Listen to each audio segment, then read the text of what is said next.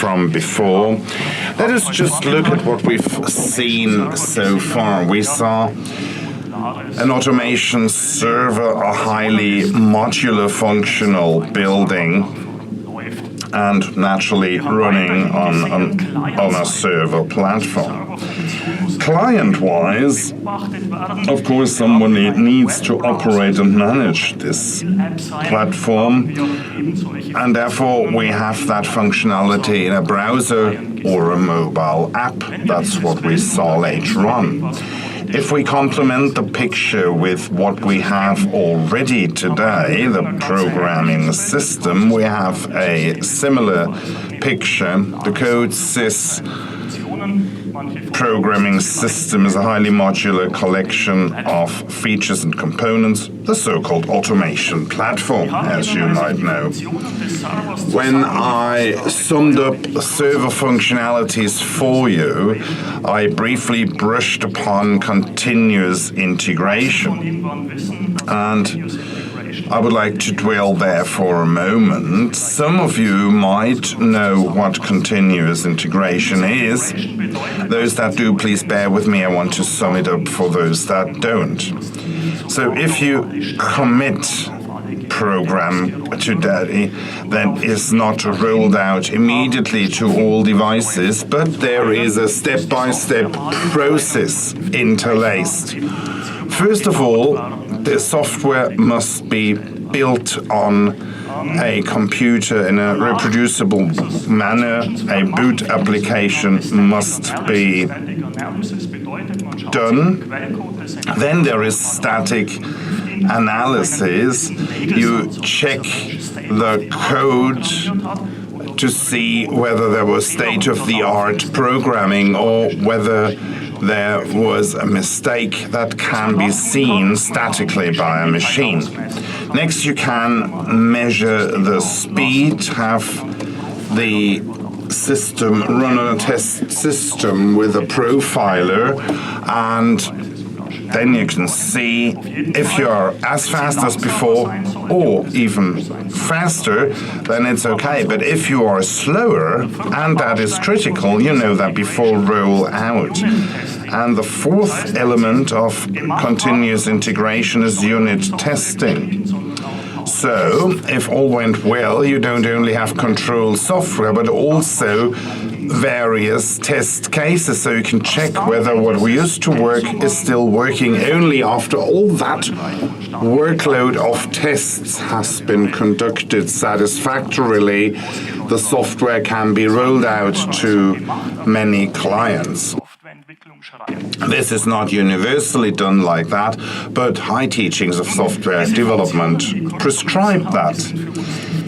Now, these functions that I just gave you a brief overview is nothing new. If you know our product portfolio, you know that we have always been able to build a compiler, has been part and parcel of the product since version 1.0. We have static analysis, we have the profiler, and we have the test manager. And we have had it installed with huge success for some years. So all relevant elements we need for continuous integration already are there, but they are part of the desktop and not the server world. And I would like to dwell here for a moment. Ideally, we could take these modules to the server if we want to do continuous integration. Let's take one example module here, static analysis. It's not as easy as is shown here, but roughly you could say such add-ons consist of two parts: a user interface and a business logic part that does the work, and I called it logic here. The user interface of static analysis, here you set the set of rules via a dialog box, and part of that would also be output of the result. And the part that passes through the parse tree of the compiler is the logic part. Now, if we want to move static analysis to a server, we have to consistently separate the add-on into these two parts. It's easy for the logical part. Some of you might know our programming systems are developed in .NET Framework, and the server is in .NET Core. So this is pretty similar. So it will be very easy to port the logical part to the server. It is a bit more gloomy with the user interface part, because Linux is here limited to the desktop. Here we have to bite the bullet and program everything new in HTML5 and JavaScript and you name it. That's the way it is. There is a price to everything. But once that has been done, we have taken a large step. We have enabled functions normally developed for programming systems to run in a server, browser, or mobile device environment. Now, let me stretch my and your imagination and ask, why should we only do that for those modules that we need for continuous integration?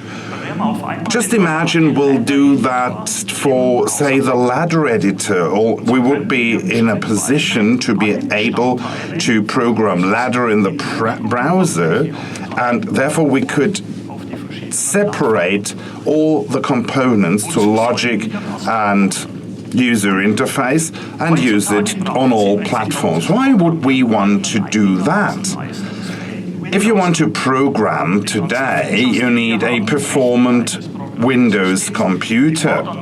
And the power of our development environment take their toll with regard to high hardware resources. And each of these computers has to be updated and kept state-of-the-art all the time. And it might be or can be quite an effort to all back here. Now, on a server, it's different. A server can scale much better than a desktop computer because the temporary peak loads can be used much better than on a desktop. Just imagine a CODESYS app on an iPad Pro. To your left, you have the navigation tree. On the right, you have the programming environment, but not on a heavyweight desktop, but on a thin client. The long and hard operations, opening, compiling, and so on, will be done by the server that is scalable. And the whole surface will be in a literally very lightweight computer. And what is also enticing is this extremely low installation effort. Here we have visor profiles, descriptions, libraries on the server. You lost your or forgot your iPad in a car, no problem. There is a web browser around somewhere, and that suffices for you to be able to work again. Well, of course, this is a very, very long-term vision. It will not be doable overnight, but that's not a problem, because today, on our Technology Day, we want to take a look at how we imagine the world to be a couple of years from now. But if we want to manage that in many years from now, we have to get started right away with regard to the basic technical requirements. Therefore, we have had an automation platform modularization development project. What is that? We will play Lego with CODESYS. We will take the existing components apart and reassemble them in a different shape so that this vision that I just detailed to you becomes possible. These are internal restructurings of which you will note nothing as the final user. The fact that this is a vague future vision is no problem for us at all, because this piecemeal restructuring and reorientation of our technology has a lot of advantages for our desktop systems. So we will make the effort. For example, CODESYS could be installed in a modular way so as to have the functions that you require without the umpteen features that you never touch. Below the line, we want to make our core product architectonically fit for the next decade. Why am I telling you all this? I am because I want to give two very important messages to our long-standing loyal customers. The first message is directed towards the rather more conservative wing that cannot yet befriend too well with the cloud. Also in 2025, CODESYS will be available as a Windows-based computer or programming system. Despite all our new products and product visions, we will invest the maximum of development power into our main product because it will be our main product in 2025 as well. We will see to it that CODESYS doesn't gather moth and is state-of-the-art at any time. The second message is for all of you.